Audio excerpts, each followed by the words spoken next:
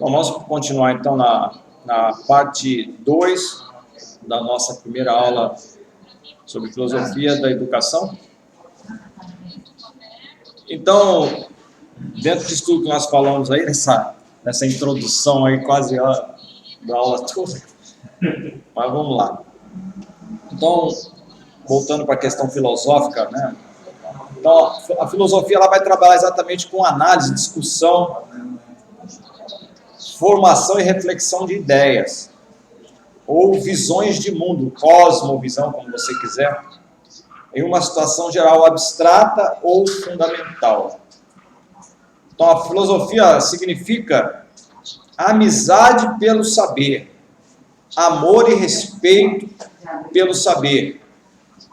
E o filósofo é exatamente aquele que ama a sabedoria, tem amizade pelo saber, ou deseja saber, né? Então, quando surge a filosofia? Nós já falamos aí desse momento, desse questionamento, dessa ruptura, quando a mitologia não pôde mais responder os questionamentos daqueles que ousaram começar a pensar. Existem até algumas ideologias políticas aí que a pessoa é proibida de pensar, né? Você é formatado, alguns regimes, melhor dizendo, você não tem direito a pensar. Isso é perigoso, né? Quando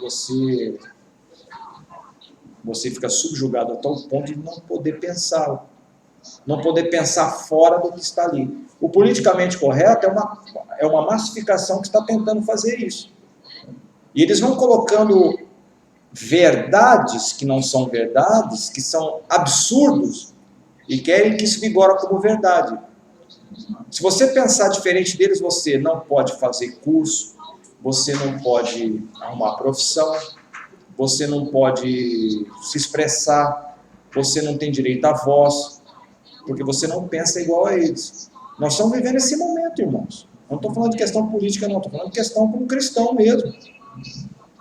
Você ser cristão hoje, você é um tapado, você é um retrógrado, você é um homofóbico, né? E é sempre aquela mesma ladainha que eu não aguento mais, né? E acho que ninguém aguenta mais. Já deu para os canecos, né? Como diz lá o gaúcho. Não tem como mais.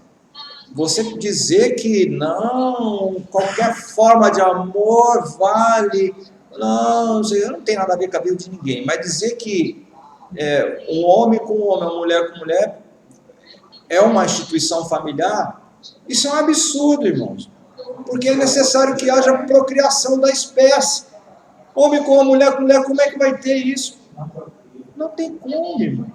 Por mais que um homem arranque os órgãos genitais, faça ali a plástica. Irmãos, um dia eu tive a coragem de assistir uma cirurgia. Não recomendo. Mas eu queria saber, não é possível. O que acontece quando eles arrancam o órgão masculino e o cara é um artista. Ele transforma ali o que sobrou numa vagina. Uma vagina, uma coisa ali que parece uma vagina, né? Você sabe que o tecido do pênis é o mesmo da vagina, né? Só tem adulto, não tem criança aqui, isso é biologia. E eu falei, vamos ver qual é que é. Irmãos, agora eu vou dizer uma coisa para vocês. O cara, para fazer uma cirurgia dessa, cara tem que ser macho. Tem que ser macho. Porque é um absurdo de invasão que tem, arranca, faz um buraco. E a coragem de entregar o corpo na mão de um cirurgião. Olha, tem que ser macho. Tá? Mas eu prefiro ficar do jeito que eu estou feliz da vida. Sim, tem nossos problemas, nossos traumas, mas é assim mesmo que vai ser. Né? Então, por mais que eu venha alterar a minha anatomia aqui, a minha fisiologia não tem como alterar. Esses dias eu vi um outro absurdo. Um homem que deixou de ser homem e virou mulher, casou com uma mulher que deixou de ser mulher e virou homem. Aí na hora de ter... Aí tiveram lá, né, o momento, o homem que deixou de ser homem é o pai, e a mulher que deixou de ser mulher agora é a mãe. Aí tá o pai barrigudo de bigode de barba. Gente, Isso é uma abominação, né? E querem colocar a goela abaixo da gente, né? Mas nós sabemos que no final seria assim.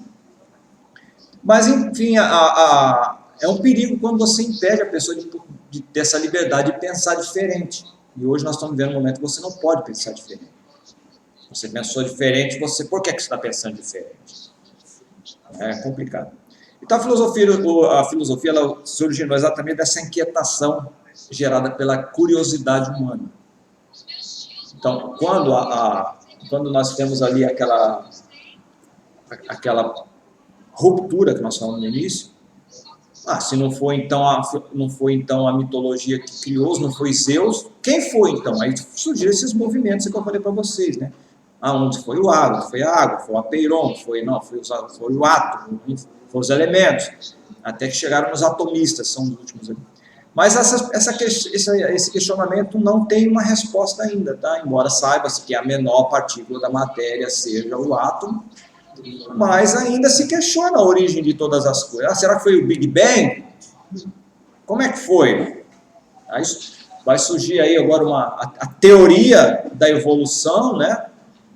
Nós temos também a teoria da criação evolucionista, que é um outro segmento. Não diz que foi Deus quem fez as coisas, mas é uma coisa meio que deísta. Deus fez, largou para lá e as coisas foram andando do jeito que quisesse. Hebreus vai dizer que Deus é o Criador, Jesus, né? É o Criador e o sustentador. Ele não é só o Criador. O mundo não foi um relógio que o relojoeiro fez, deu corda e foi embora. Não, ele continua no controle de todas as coisas. Tá? Oi? De vez em quando tem que dar, né? Relógio que atrasa não adianta, né? Mesmo? Então tem que tomar cuidado. Então, a filosofia vai surgir desse momento, né? Desse questionamento. E ao longo dos anos, os filósofos buscam encontrar respostas e verdades. E por mais difícil que seja encontrar, nunca deve existir ou pensar que não existe. Então, a busca do filósofo é uma resposta, né? E nós, hoje em dia, nós também temos nossas perguntas, nossos questionamentos, nós temos que buscar respostas. Embora nós não sejamos críticos no sentido de não acreditar, nós não somos positivistas, né? A ponto de desacreditar na Bíblia e dizer que só acredito naquilo que a ciência vai me explicar. Isso é uma visão positivista da vida, né, do mundo. Os seguidores de Augusto Comte, nós não somos. Nós cremos por fé que o Senhor fez todas as coisas, né? Mas nós temos nossos questionamentos, mesmo dentro dessa crença nossa. Nós temos nossas crises existenciais.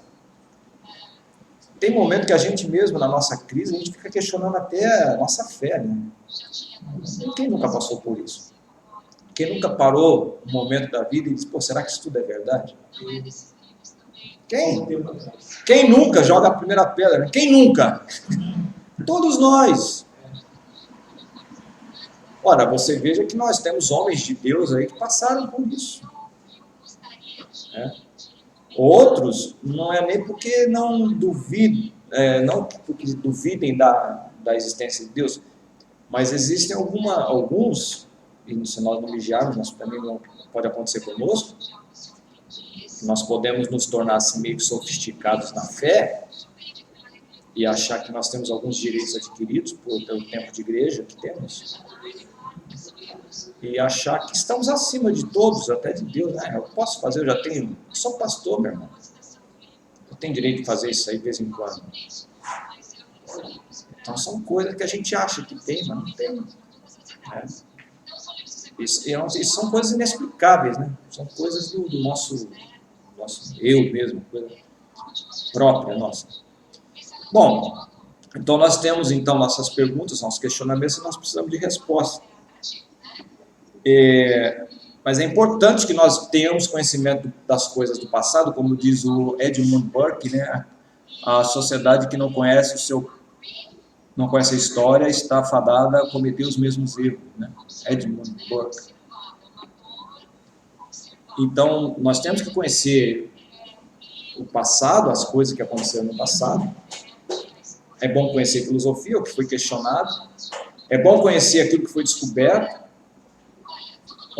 As consequências da descrença também, no caso do iluminismo.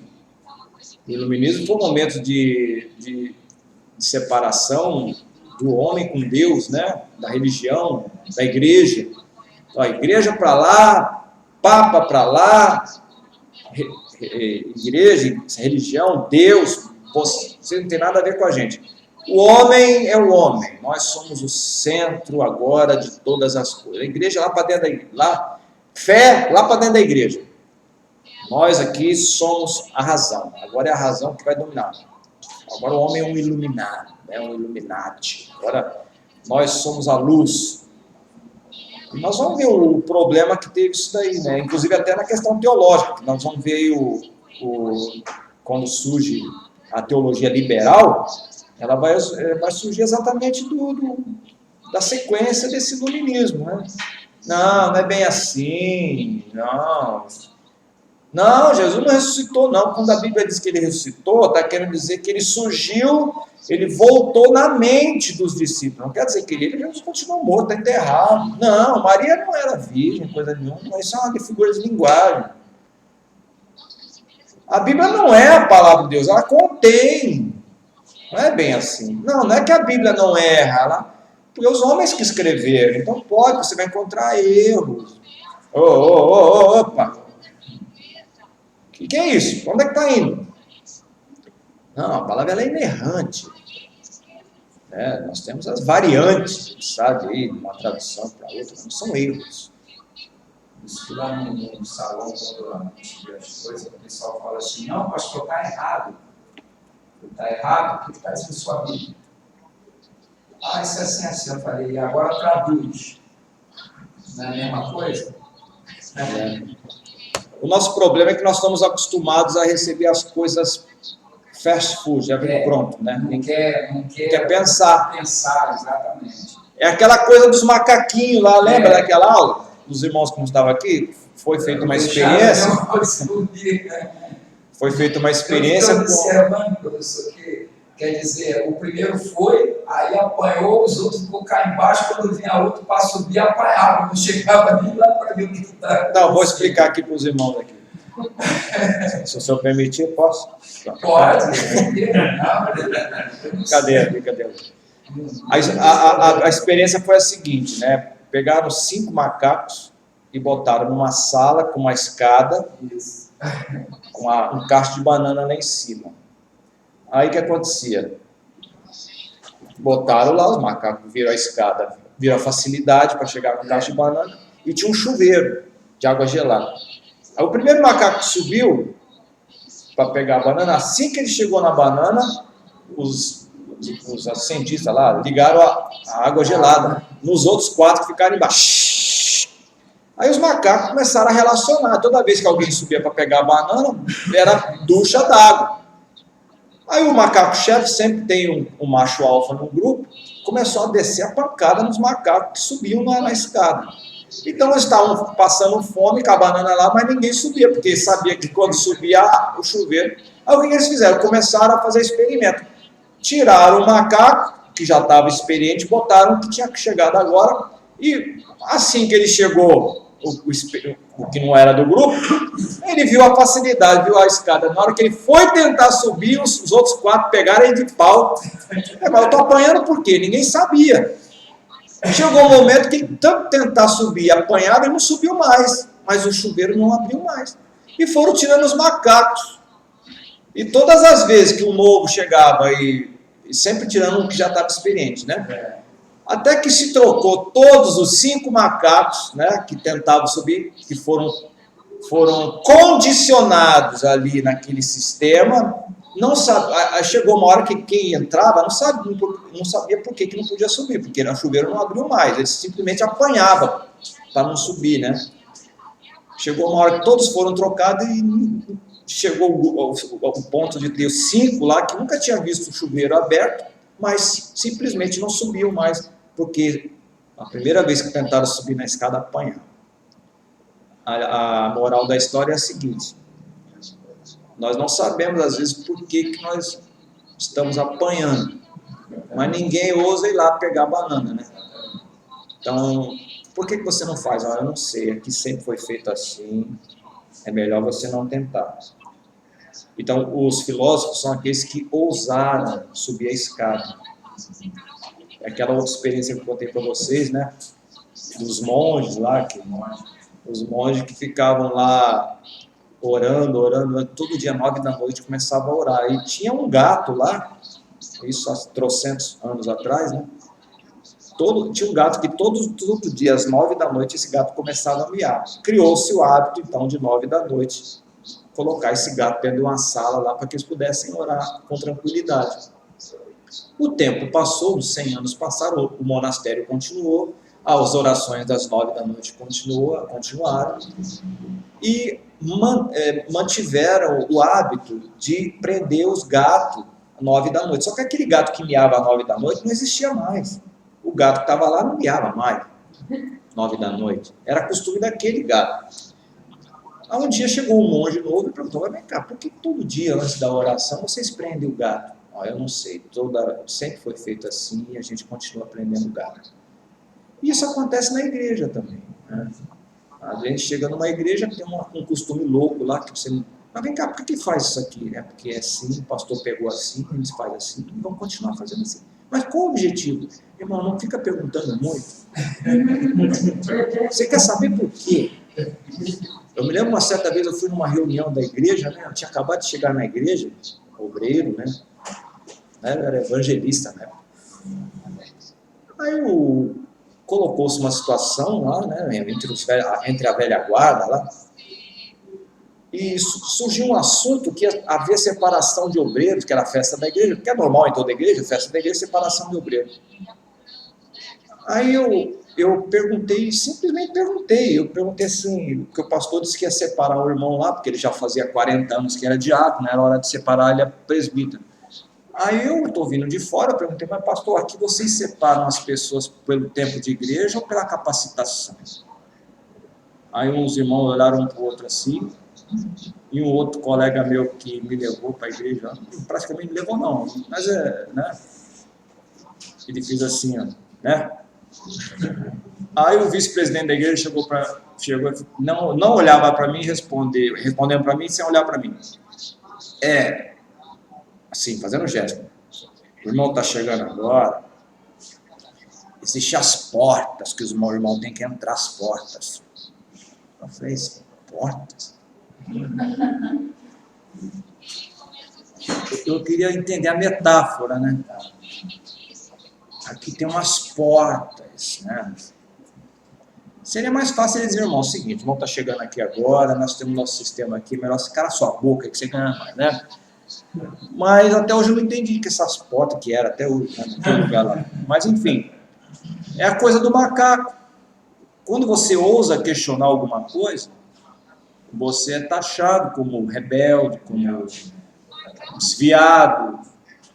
Por que por muito tempo, a questão do ensino na igreja, eu vou falar da minha, da Assembleia de Deus, tá? Quem é de lá sabe que sempre não.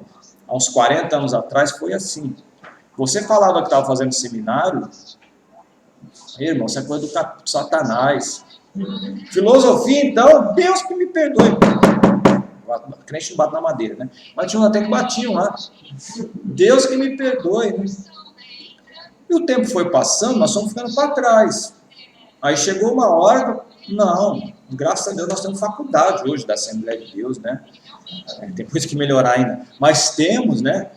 Temos bons ensinadores, o incentivo ao estudo é muito grande, nós temos excelentes escolas. Esse raciocínio, mas depois que eu falei, mas eu já cheguei a fazer, como na minha juventude, eu cheguei a fazer, depois eu tinha que ir para o Estado, no Estado, só que naquela época era dinheiro pra caramba fazer isso.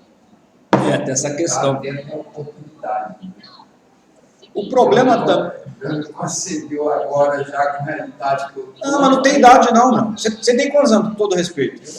71. 71. Então falta 9 anos ainda para você ser chamado para a obra. Moisés foi chamado com 80, né? 80. Então, você ainda tem mais 9 anos de preparo, né? Não está no Egito, mas vai se preparar, né? Então, hoje não. Hoje o que eles alegam? Não, teologia do homem. Sabe como é que eu calo a boca dessas pessoas? Escuta aqui, quem foi que fez o homem? Ah, foi Deus. Quem foi que deu inteligência ao homem? Foi Deus. O que o homem tem? Foi ele que fez? Não. Então ele não tem nada. Então Deus deu tudo a ele. Então, minha filha, não vem dizer que teologia do homem que não é. Mas A própria Bíblia fala sobre a ciência de Deus, né? teologia é o estudo das coisas relacionadas a Deus. Né? Ninguém estuda Deus. Mas acho que hoje não tem mais esse pensamento, não tem? Tem pouco, mas Eu parei mas não é mais assim, não. Eu entendo com isso. Quando você está fazendo determinado, a pessoa, não, fulano, você já atacou, ele quer dizer, então quer impedir você de progredir. Mas às vezes é dor de cotovelo, né, Luiz? Tá vendo você? Porque quem estuda faz a diferença, não adianta. Exatamente. E a gente não estuda para querer aparecer, para agora vou chutar o pastor. A ideia nossa, irmãos, é cooperar com o nosso pastor, né? Às vezes o nosso pastor não teve assim possibilidade, não teve recurso, não teve oportunidade para fazer o estudo, mas não deixa de ser homem de Deus porque não tem seminário, né? Não vamos misturar as coisas. Os nossos diáconos, presbíteros antigos que estão lá, tadinhos, que não tiveram oportunidade, são homens lá que estão ali, né? Tem o seu valor, né? E nós temos que ser incentivadores deles, mesmo na velhice. Graças a Deus, na nossa igreja, nós temos nosso seminário, e o nosso pastor ele é um ensinador e ele incentiva. O meu pastor Adilson Faria, não sei se vocês conhecem, então, pastor da Assembleia de Deus Mutual. Então, ele sempre foi um mestre, trabalhou na CPAD, da comissão de ética de lá, escreveu revista da escola dominical da década de 90, várias, né? Pregava pelo Brasil todo, fora do Brasil, né? Muita coisa. Então, ele é um incentivador. Então, na minha igreja, a realidade da minha igreja é uma, depois pode ser de outras. Então, ele sempre foi um incentivador. É incentivador dos jovens a estudarem, fazer faculdade, fazer concurso. Ele gosta muito de militar, né? Porque o filho dele é coronel da aeronáutica. Faça meu filho, faça a prova, faça. Então, ele é um incentivador. Isso é importante quando nós temos um líder que incentiva o estudo, a educação. Né? Então, quando o líder tem essa mentalidade, esse pessoal aí não sobrevive. Coisa do capeta. Porque a igreja está sempre sendo bombardeada com estudo. Então ele vai falar o quê? Então vai mudar para outro lugar, pô. E quem é que não gosta de coisa nova? De quando a gente ouve uma coisa nova? Mas por quê? Aí você vai ser incentivado a ouvir mais coisa nova. Então a ideia é essa. É o que acontecia com Jesus, aquele pessoal acostumado a ouvir sempre a mesma ladainha. Quando Jesus pega a mesma palavra e dá uma nova perspectiva, que ensino é esse? Como nunca nós ouvimos uma coisa dessa? Que doutrina nova é essa, eles diziam, né? Não, a doutrina não é nova. É a maneira de dizer essa doutrina que está diferente. É igual aquela mulher, né? Que está há 18 anos frequentando lá o lugar sagrado, ouvindo homens sagrados, a palavra sagrada, no dia sagrado, mas há 18 anos era uma escrava de Satanás, frequentando o lugar sagrado, ouvindo homem sagrado, a palavra sagrada, no dia sagrado. Ele fica estagnado, né? Até o dia que chegou Jesus, estava ensinando lá e viu aquela mulher entrando encurvada e fala: minha filha, seja liberta desse teu mal. E naquele dia, depois de 18 anos ouvindo o homem sagrado, no lugar sagrado, o dia sagrado, a palavra sagrada, ela foi liberta. Mas foi uma confusão na sinagoga, porque a liderança diz: o que é isso? Vocês têm 7 dias, não venham no sábado. Santo sábado. E Jesus olhou: mas vocês têm boi, têm cavalo, vocês se porventura caem no sábado no buraco, ou no sábado vocês não dão de comer para esses animais? Claro que dão, porque eles vão trazer benefício financeiro para vocês, quanto mais eu não libertaria esta filha de Abraão, que há 18 anos é escrava de Satanás. Então, uma escrava de Satanás dentro do lugar sagrado. Então, é isso que está acontecendo em muitas igrejas aí. Tem hora que a gente tem que parar, igual Jesus fez, parou que estava ensinando, e acudir quem está encurvado. E o que aquela mulher ouviu durante 18 anos naquele lugar sagrado, ouvindo homens sagrados, a palavra sagrada em dia sagrado, só serviu para deixar ela encurvada. Quanto mais ela ia para lá, mais encurvada ela ficava, mais peso. Mas naquele dia estava Jesus ensinando. Filosofia da educação, meu irmão. Ele estava ensinando a mesma coisa, só que a mesma palavra que é o mesmo sol que endurece o barro, amolece a cera. Então, o que ela estava ouvindo era a mesma palavra, só que uma palavra desencurvadora.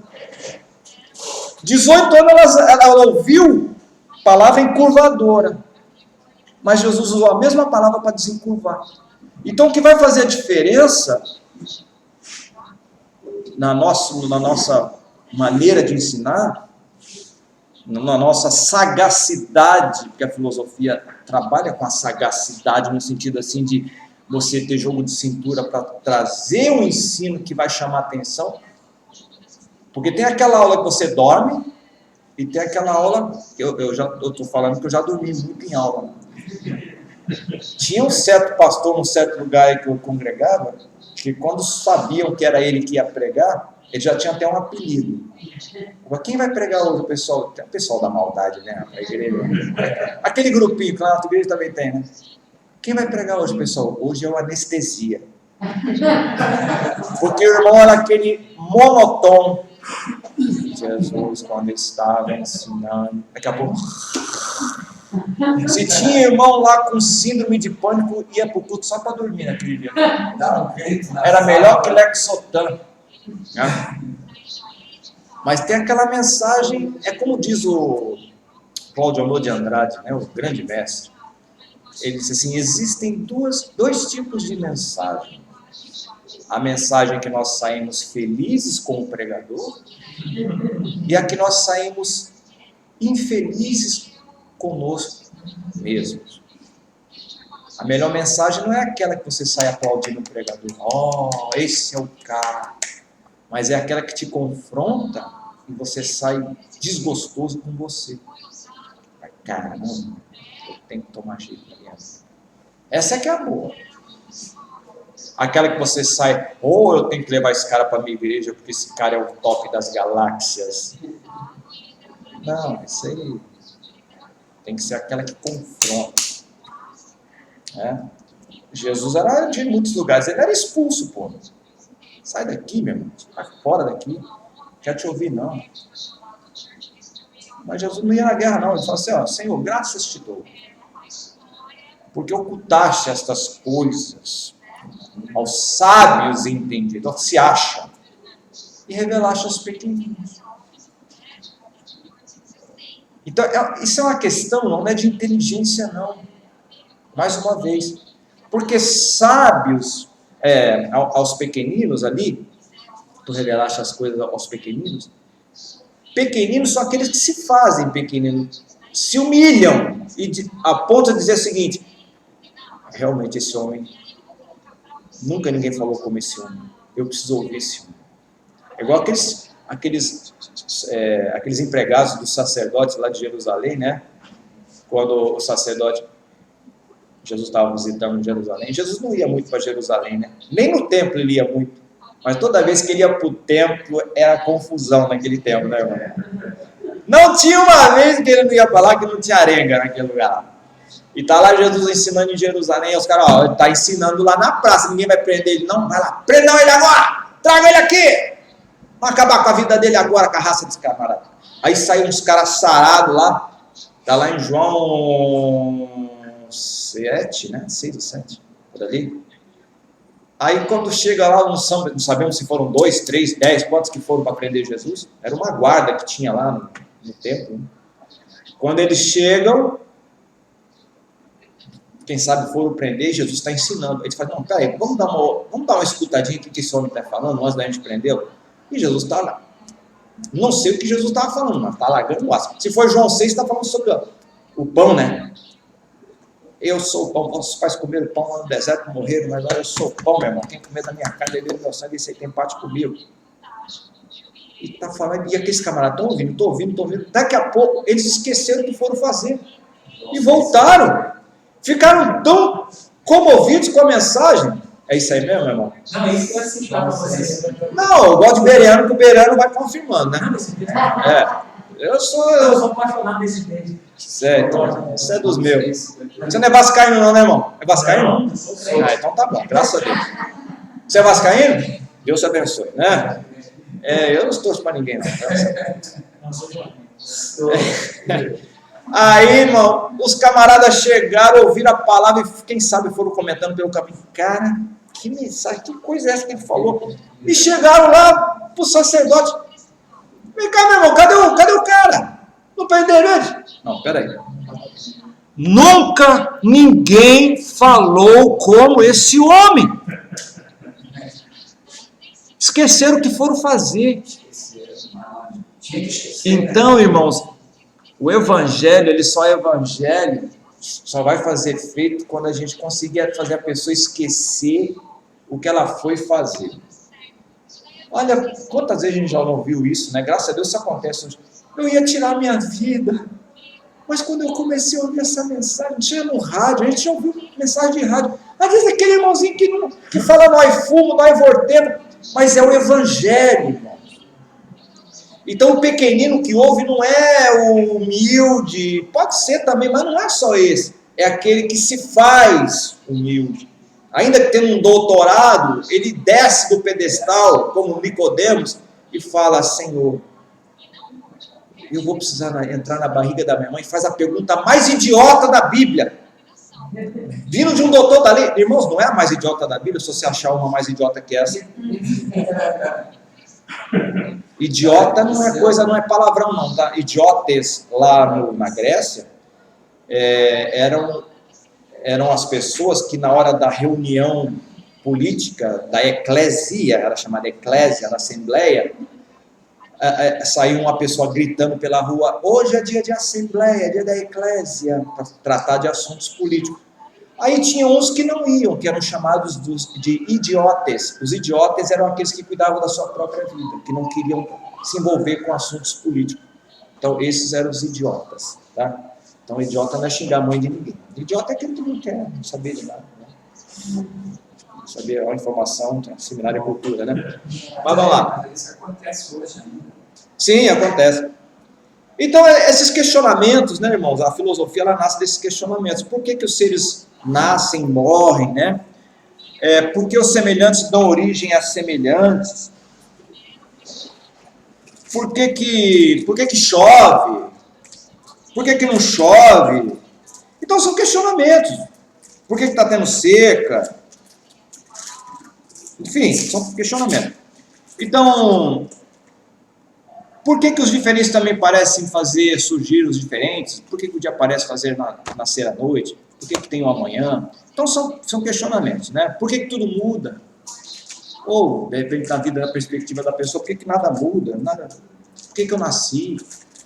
Então a gente vê muito aí dessas pessoas que são pessoas problemáticas, né?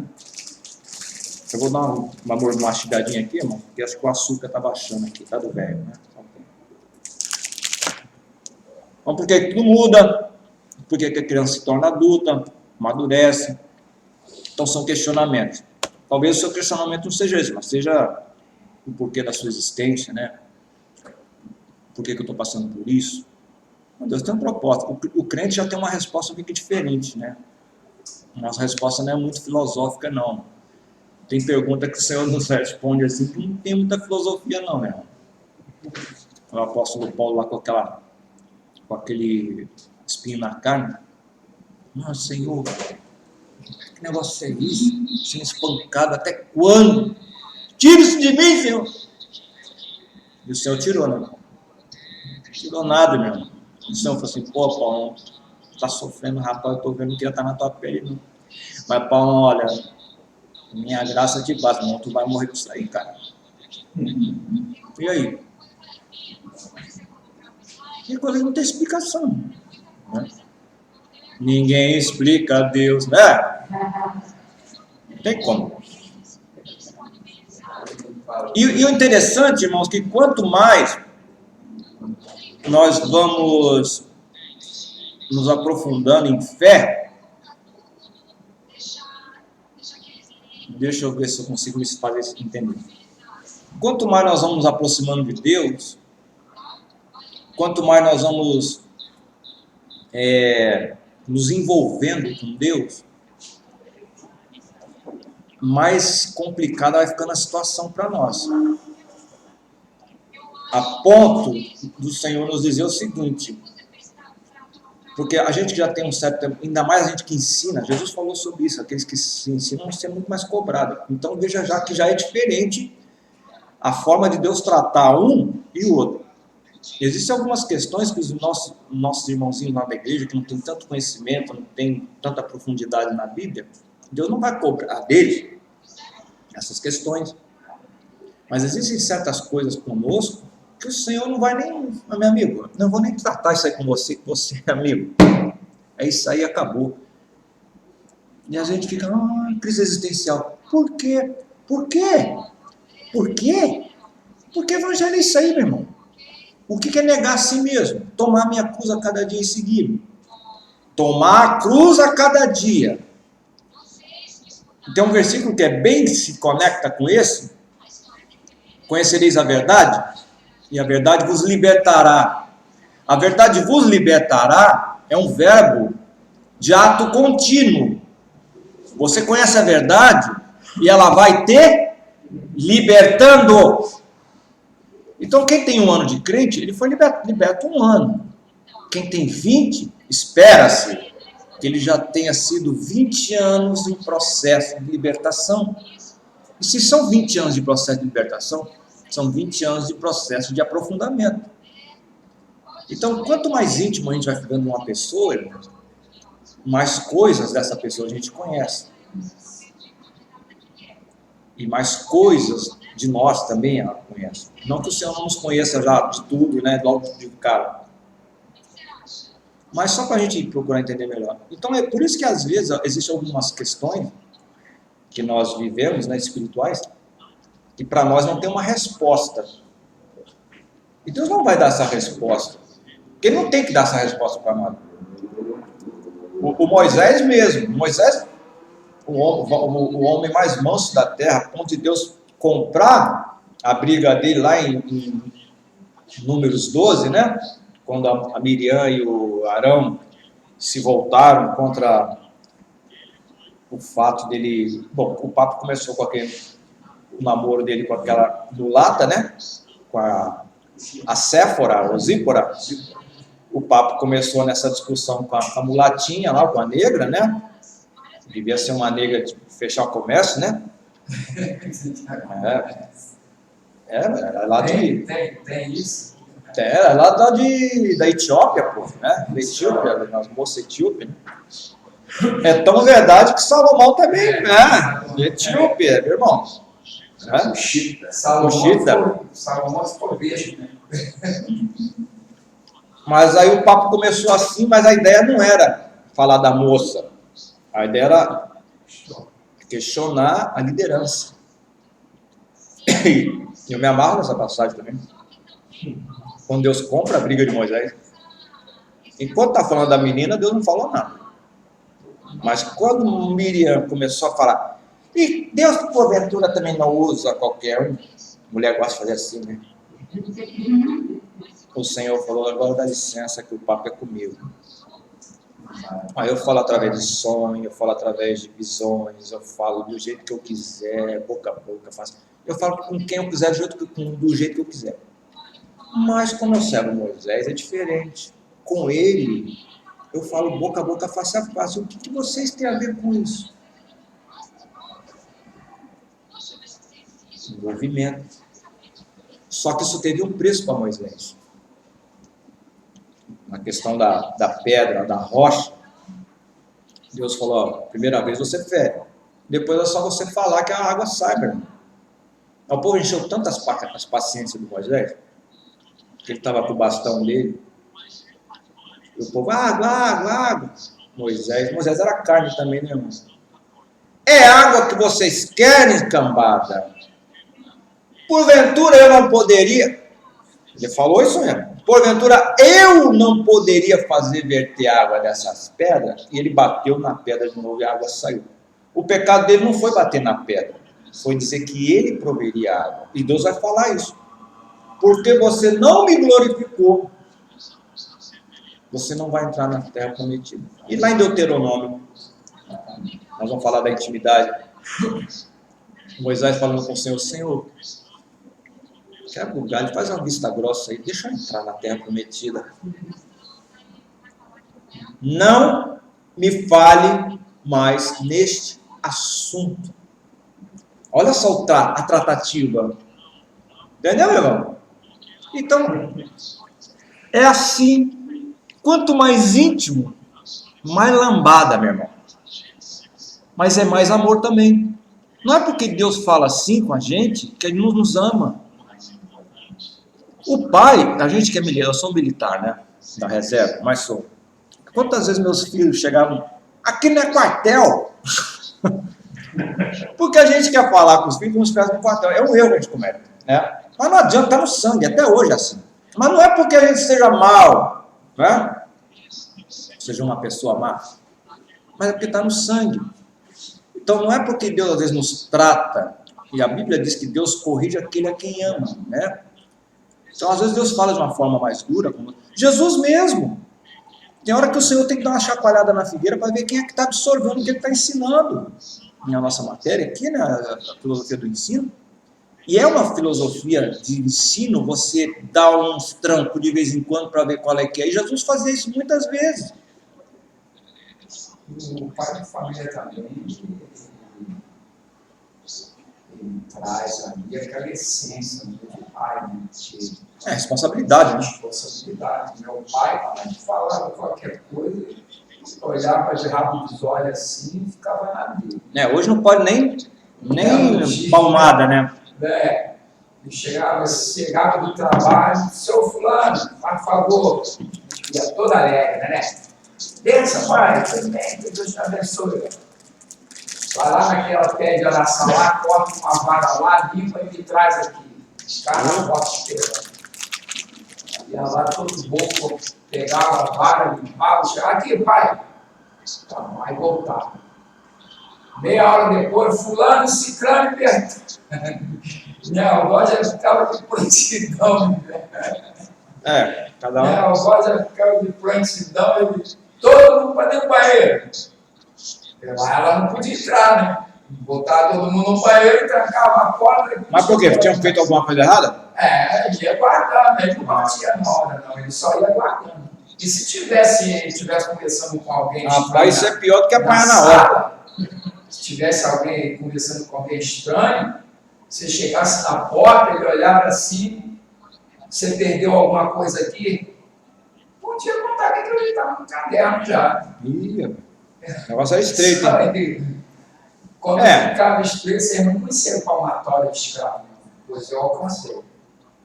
Aquela. Não pode falar sem idade. 24 em cada mão. Eita. Não podia tirar, não. Se tirasse, levava dobrado.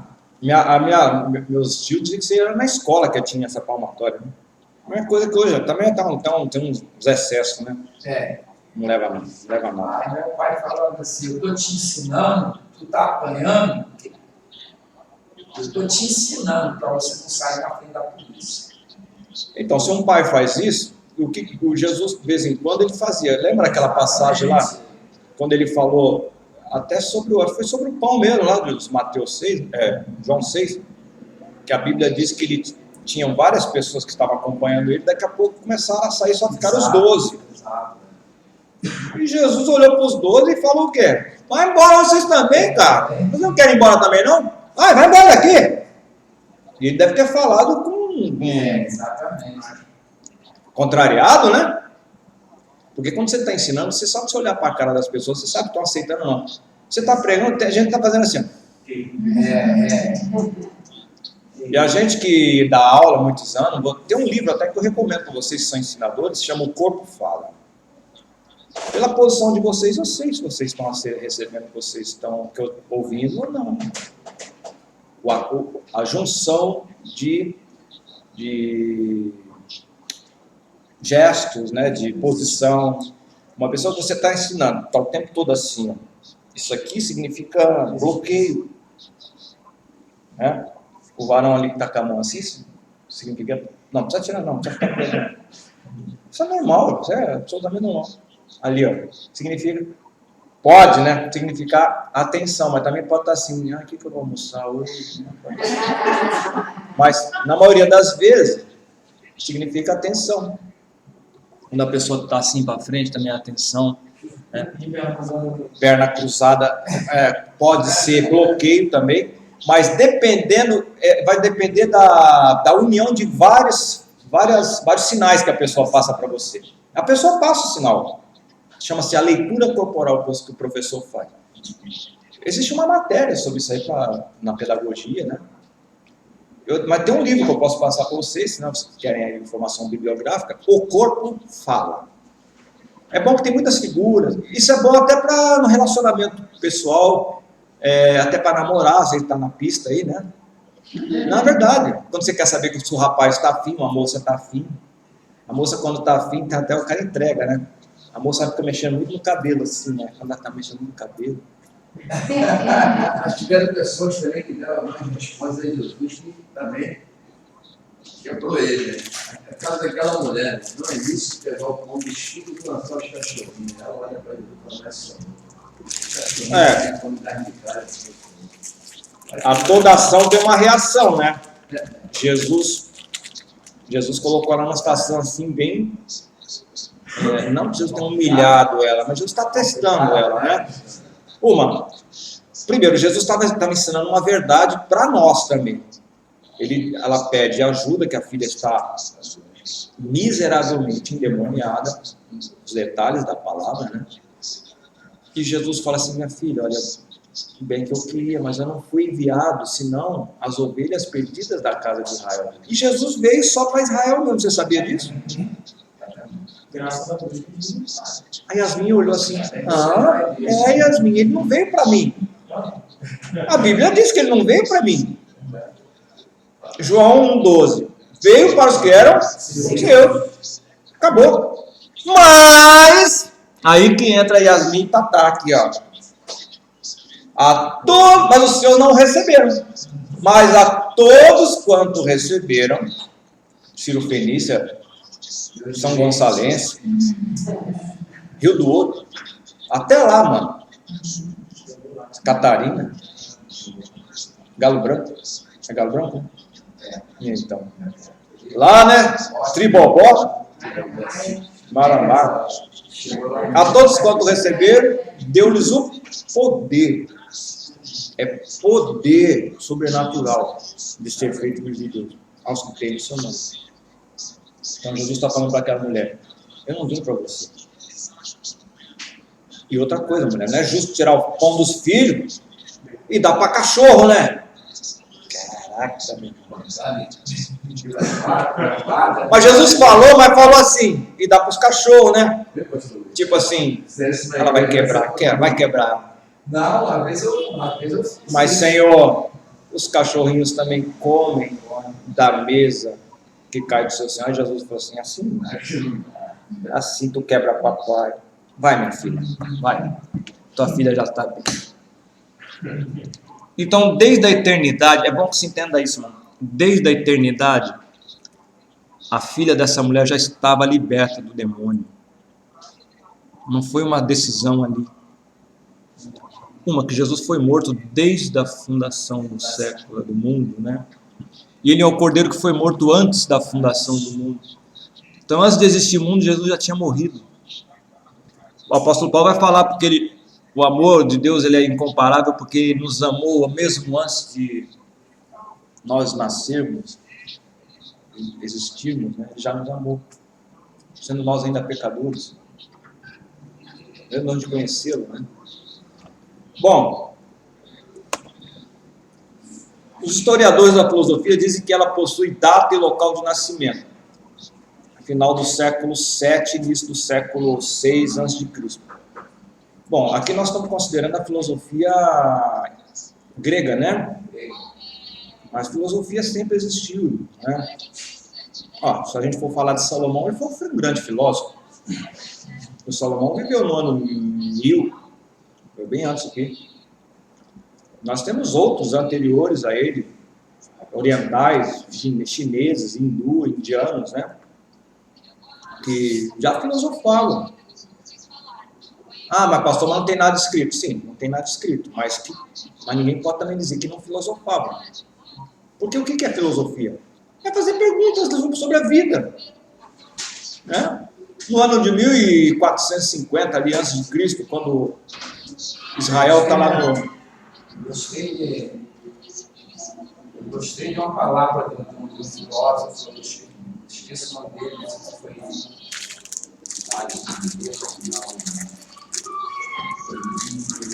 diz assim na coisa dele assim, é melhor estar dentro se arrastando do que lá fora correndo.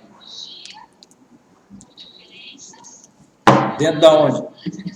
Aí tá. Pois é. Mas vamos ver se a gente chega lá. Então, não que não existisse gente pensando, tá? Mas o que se tem registro, né? Então, são aqueles primeiros pré-socráticos, né? Que nós falamos, são os mais famosos. Isso aí. Tales de Mileto, né? Anaxímenes, Anaximandro, o Heráclito, né? Enfim, aqueles outros todos lá. Além de possuir data e local de nascimento e de possuir seu primeiro autor, a filosofia também possui um conteúdo preciso ao nascer. A cosmologia, que é o estudo do mundo. E por que não falar de cosmogonia, que é a origem do mundo? Cosmogonia vem de Gênese, então, início do mundo. Então, o estudo do mundo, eu não posso estudar o mundo sem também querer saber a sua gênese, o seu princípio, tá? Que é muito discutido também essa questão. A palavra cosmologia é composta de outras duas, cosmos, que significa mundo ordenado e organizado, e logia, que vem da palavra logos, que significa pensamento racional, discurso racional, conhecimento. Logos não é só palavra, logos não é só verbo, como nós já falamos aqui, nós temos alunos novos, vamos repetir, que era um dos pilares dos pré-socráticos, né? Cosmos, logos, arqué e physis, né?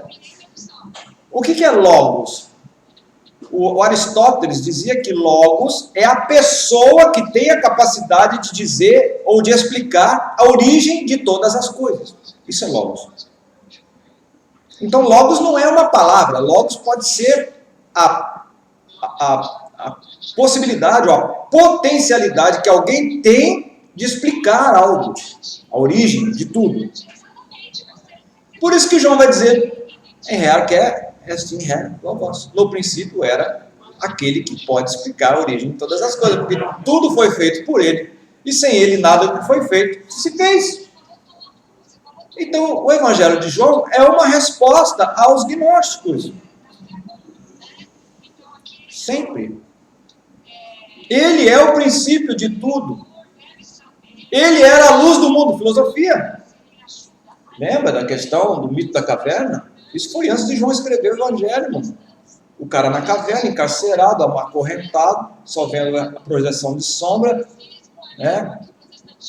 Pessoas que passavam uma imagem lá, mas ele não via as coisas como eram, mas via só a reflexão da sombra, que era projetado pela fogueira que estava acesa lá na caverna, projetava a sombra das coisas que a pessoa passava, até que um dia alguém sai da caverna, no escuro, e vai para a luz, e o primeiro choque com a luz é a dor, o incômodo, o choque, o impacto, não vê nada. Mas daqui a pouco a vista começa a se acostumar com uma nova dimensão de conhecimento. E aí ele vê que as coisas novas não tem nada a ver com projeções, que eram apenas uma imagem distorcida da realidade, que faziam ele enxergar. Isso é o mito da caverna. Mas não feliz de estar lá sozinho, ele volta para a caverna, porque ele quer o bem dos seus iguais, que estão acorrentados lá. Ele volta. Gente, vamos embora, sai daqui, descobri a luz. E Jesus fala, a luz, João, ele é a luz do mundo. Mas o mundo não recebeu a luz. Veja, irmão, se não for filosofia, eu não sei o que é. Mito da caverna em João. Ele estava na luz, mas o mundo preferiu as trevas. Ele está usando um argumento platônico de 400 anos antes, que todo mundo sabia que o mundo era helenizado, todo mundo filosofava, não é? Tinha gnóstico para tudo quanto é lado, gnóstico era igual lixo, tanto é que até na igreja tinha, e deram trabalho. O maior trabalho dos pais da igreja, dos polemistas, foi defender contra o Império Romano, e os apologistas para defender contra o perigo dentro da igreja, que eram os gnósticos.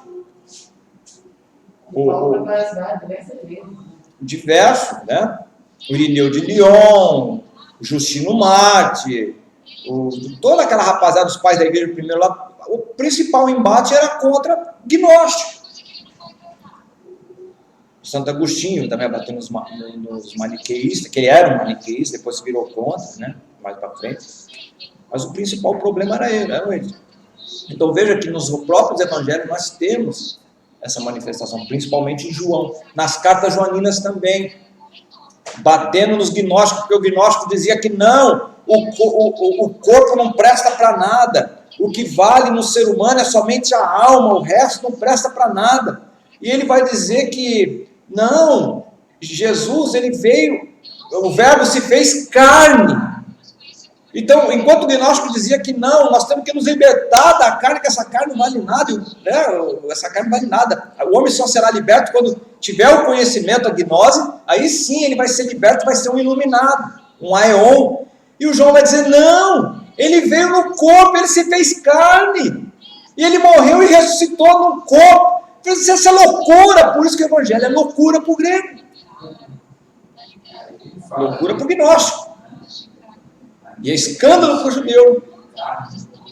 Então ele veio em carne. E aquele que não confessa que Jesus veio em carne e sangue, não é de Deus. De novo.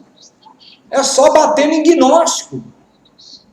Lembra que eu falei lá de Mateus 13, o reino do céu, o reino de Deus é semelhante, né? O grãozinho que planta, é o menorzinho grão que planta ali de mostarda, e nasce aquela árvore, vem as aves e se aninham, que aves são essas? Do contexto de Mateus 13, aquelas aves que comeram a semente que caiu na beira do caminho, são as mesmas aves, é o mesmo capítulo. E a explicação de Jesus sobre as aves é o diabo, é Satanás que rouba a semente, e essas aves agora estão vindo para a árvore, que nasceu de uma pequena semente. Então são os perigos que vêm no reino, de fora para dentro. E na sequência ele fala da mulher que pega 3 medidas de farinha, junta fermento. Está tudo no mesmo capítulo, no mesmo contexto. E aquele fermento tem que descansar na massa e o fermento atua de dentro para fora. São os perigos que vêm de dentro para fora. Então os gnósticos são os perigos de dentro para fora. Que também pode ser de fora para dentro, mas principalmente que são aqueles que fermentam. E o que é fermentar? Fica passando de um para outro. Daqui a pouco está todo mundo fermentado.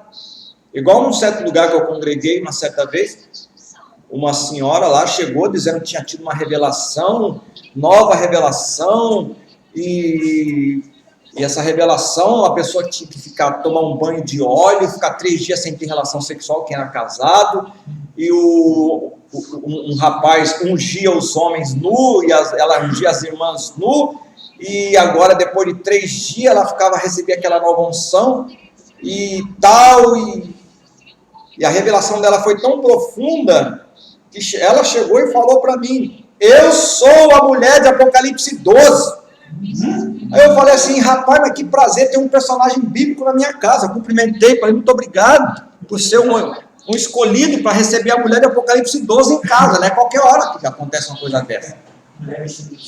E fermentou a igreja quase que todos os novos convertidos lá com essa doutrina dos infernos. Trouxe um problemão. Fui, levei para o pastor, falei, pastor, está acontecendo isso. Ai, meu Deus do céu. Aí para desfazer esse negócio todo, complicado. Então, o fermento, mas cora que já tomou, já está meio surrado já, né? Já viu muita coisa. Mas essas coisas continuam acontecendo. Essa nova visão, a igreja de nova revisão, nova revelação. Cuidado com isso, pelo amor de Deus. Não estou dizendo que Deus não dê estratégias novas. Agora, cuidado, que estratégia é essa? Essa igreja é de célula, né? Igreja de célula, né? Não, igreja de célula. A igreja começou com célula. Agora, o cuidado com essa célula é o que acontece na célula, não é a célula. As questões de divergências teológicas também, né? Muito. Calvinista, às vezes é uma reunião, isso dá muita confusão no meio da igreja, não tem O calvinismo e a arminiana até que tá bem já, né? A gente respeita. É igual corrente de interpretação apocalíptica, né? As mais conhecidas são pelo menos 6, mas tem mais, né? A minha corrente agora é a seguinte, irmão. Eu não sou nem preterista, nem pré-tribulacionista, eu sou imediatista, porque se eu morrer agora eu tenho que estar pronto. Então, a minha visão é o seguinte, eu tenho que estar preparado a encontrar com Jesus a qualquer momento. Se você viver assim, você está seguindo todas as visões. Se você for arrebatado, amém. É o que eu espero também. Se você ficar na grande tribulação, vai passar na bênção, porque tu está preparado. Tem um presbiteriano que falou o seguinte, né? Porque nem todo presbiteriano, eles são radicais, tá? Tem essa visão xiita. Até entre eles, já tem que quebrar pau. Porque tem uns lá que são hipercalvinistas, né? São mais calvinistas do que Calvino, inclusive, tá? Ele diz o seguinte, assim, ó, eu prefiro esperar passar pela grande tribulação e ser arrebatado. Ele fala isso. Do que achar que você é arrebatado e passar pela grande tribulação. Você não trabalha sexualmente, né? A pessoa não trabalhou na mente, é melhor preparar na mente para passar pela grande tribulação e depois ir. Não, a minha mente, quando me perguntam, porque os alunos sempre perguntam, qual que é a tua visão? Eu ensino sobre arrebatamento, tá? Que é da minha visão. Mas eu acho que é muito mais importante que você ensinar para o arrebatamento é você ensinar a pessoa a estar pronta a qualquer momento. Porque se eu morrer antes, a gente está só esperando que acha que vai ficar vivo. Tá, mas e se não for o propósito de Deus te arrebatar? Esse negócio de Covid aí eu tive, graças a Deus não aconteceu nada, fiquei 3 dias só ali meio, né? Mas estamos aqui, mas tem uns aí que não tiveram tanta sorte, a gente não sabe, é Deus que é o dono da vida, e que Deus guarde essa nação, né, os nossos irmãos aí, temos pastores queridos que foram aí semana passada, gente do bem, gente de Deus, mas estão com o Senhor, creio. Então, como é que eu tenho que estar preocupado com isso, irmão? Pode não ser Covid, mas não sabe, está passando na rua. Eu estava uma vez passando na rua, cuidado, irmão, até deixar a recomendação. Eu passando no centro do Rio, aqueles prédios antigos, principalmente, que tem aquele monte de ar-condicionado, aqueles de caixa. Caiu um ar-conde daquele lá de cima, na calçada. Irmãos, caiu em cima da banca de jornal. A sorte. Acabou com a banca. Pô, imagina cair um ar-condicionado daquela altura em cima da banca. Pá! A sorte que não pegou no camarada. Mas se mata na hora. Então, vigiem. Não passem debaixo daquelas marquises. Eu prefiro passar debaixo da marquise do que passar beirando ali, perto daquelas macas. E não foi o primeiro que caiu, não. Hein? Cuidado com o bueiro também, que lá explode. Irmão, só Jesus. Então tem que estar preparado. É igual o joguinho do Super Mario. Você não sabe a hora que vai abrir um bagulho. Tem que estar preparado, com as vidas prontas, aquelas vidinhas, né? A vida eterna. Ali no Rio, se dá um problema ali naquela rede de gás ali, dali um pouquinho até Botafogo, vai tudo pelo explode. Então vamos dar só um pouquinho para a gente terminar? Assim a filosofia nasce como conhecimento racional da ordem do mundo, da natureza, onde cosmologia, da ordem natural das coisas, da cosmologia. Ela nasce em oposição ao pensamento mitológico, como eu falei para vocês, né? Já que não se fornecia resposta satisfatória sobre a origem de tudo que existe, mas o que é mito. Então, para a gente encerrar a aula de hoje, o mito não deixa de ser uma narrativa, né, sobre a origem de alguma coisa, a origem dos astros, dos homens. Né? Cada civilização tem a sua mitologia. Você vai ver lá nos egípcios, tem lá o Osíris, tem Anubis, tem Tá, tem a Ísis, né? Enfim, tem um monte de deus lá, aquele panteão de deus. Vai lá no lado grego, também tem lá os deuses dele. Você vai na cultura na romana, também tem o panteão deles lá, né? Mercúrio, Marte, Júpiter, né? Inclusive os discípulos foram chamados por esses nomes desses deuses, pelo milagre que faziam, né? Então, cada mitologia vai ter uma explicação sobre a origem das coisas. Mas a filosofia não quer saber de mitologia. Ela quer saber uma explicação racional. Tá? Então, essa é o que você tem que entender. Então, a origem da terra, dos homens, das plantas, dos animais, do fogo, da água, do vento, do bem, do mal. Essa questão da origem do bem e do mal. O mal tem origem em Deus ou não? O diabo, antes de ser diabo, ele era Lúcifer, tá? Isso é uma questão também que não tem resposta até hoje, tá? Tem um debate, é chamado na teologia de teodiceia. Se Deus é bom, por que ele existe? Por que permite que exista o mal? Aí o camarada vai usar aquele versículo lá de Isaías, né? Eu sou Deus, eu formo o bem e crio o mal. Só que o mal ali foi traduzido para nós de uma forma errada, porque no original não é mal moral, é um mal calamidade. Eu sou Deus que faço a calamidade. Ou seja, Deus manda a seca, Deus manda... Esse que é o tipo de mal, não o mal moral de fazer o mal para a pessoa. Teve até um debate no meu grupo lá, teológico, né? Tem um grupo lá que vai sair faísca lá, pensa, né? Tem uns camaradas lá que são chamados de Jedi, que são os caras mais... Jedi, tem um grupo lá, tem um... Bom, começa com o Senhor dos Anéis, que é o top das galáxias da teologia, né? Senhor dos Anéis. Aí tem os Jedi. Os Jedi são aqueles que, né? Que manobra, né? E tem os que estão chegando agora que nem entram, que se entraram, eles são jantados, né? Mas ficam lá só igual moita, né? Eu quando entrei lá, porque assim, né? Então, ainda tô lá, tô só aprendendo com aqueles caras lá, né?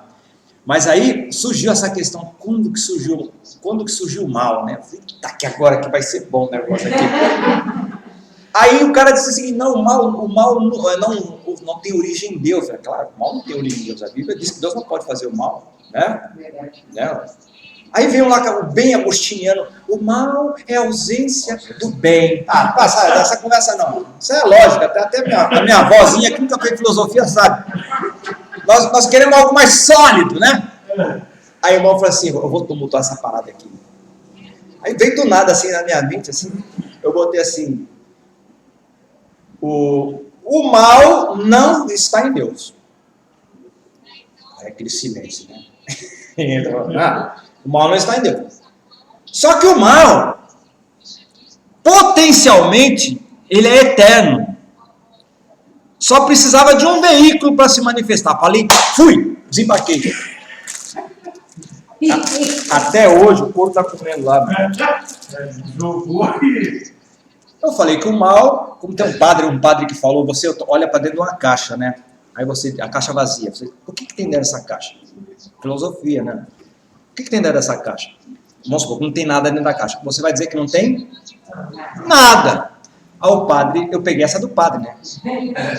A gente tem que aplicar o que aprende, né, irmão? Aí o padre falou assim, não existe nada.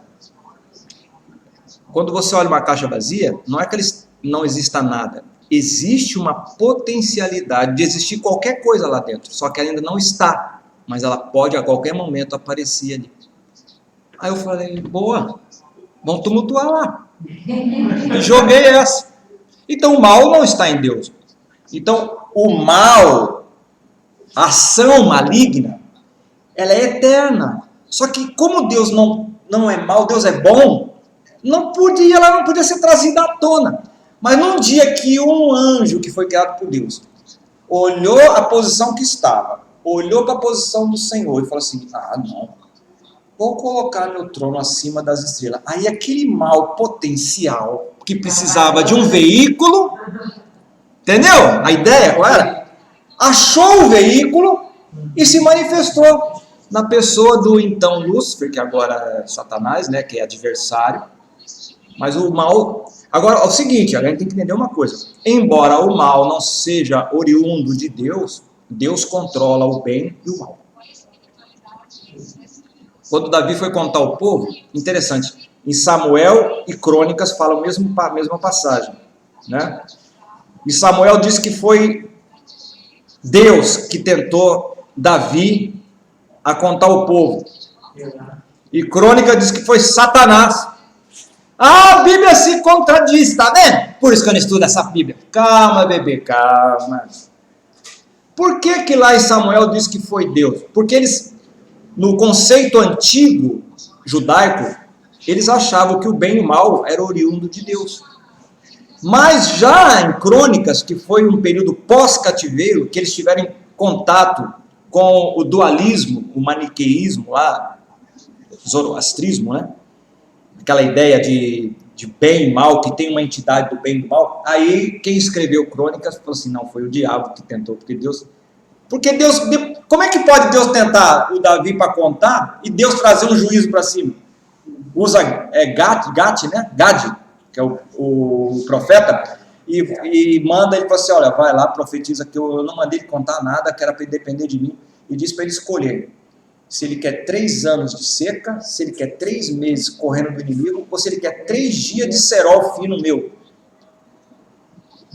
Aí o Davi, ai que loucura que eu fiz, não sei o que agora, eu prefiro cair na tua mão, Senhor, porque o Senhor é o Deus de misericórdia. E ele, assim foi, né? O Senhor matou 70 mil por causa da desobediência dele. Mas aí chegou uma hora que o Senhor falou assim, para, anjo. Então eu só trouxe isso aqui para vocês verem, na visão anterior ao cativeiro, eles achavam que Deus era a origem do bem e do mal. Então foi Deus que tentou Davi. Mas como é que pode Deus tentar e Deus trazer juízo? Não tem lógica. Então lá em Crônicas foi consertado. Porque a visão do livro dos reis, Crônicas, Samuel, Crônicas, o livro principalmente dos reis, né, é uma visão militarizada. Crônicas é espiritualizada, é diferente. Ele conta a mesma história, só com uma visão besuntada com óleo, né? Vamos dizer assim. Você percebe mais espiritualização em Crônica. No livro dos reis, é uma coisa mais seca. Foi lá, matou. Crônica não tem já Deus se manifesta, a glória, a Shekinah, né? Então é uma coisa mais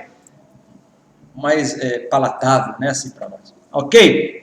Então a palavra mito vem do grego mitos e deriva de 2 verbos, do verbo miteio, contar, narrar, falar alguma coisa para outro, e do verbo miteo, conversar, cantar, anunciar, nomear, designar. O mito narra a origem do mundo e de tudo que nele existe. Ok? Então na próxima aula a gente vai dar prosseguimento sobre a filosofia da educação, e agradeço a todos os irmãos que ficaram conosco até agora.